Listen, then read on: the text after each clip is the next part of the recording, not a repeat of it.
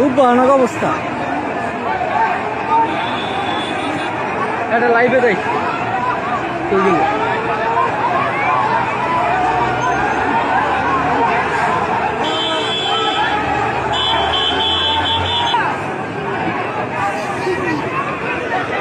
অ্যাম্বুলেন্সের ফায়ার সার্ভিসের গাড়ি, খুব ভয়ানক অবস্থা।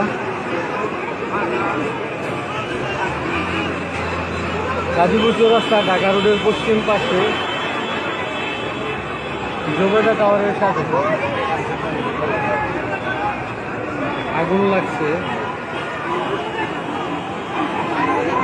কে লাগে আগুন লাগছে বলা যাচ্ছে না, তবে ধারণা করে দেওয়া হচ্ছে এই জায়গায় একটা কেমিক্যাল ফ্যাক্টরি।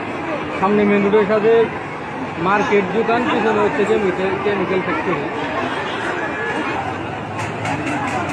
এই যে উৎসুক জনতা আর ব্যাপক ভিড় লক্ষ্য করা যাচ্ছে নিচে উপরে সব জায়গায়।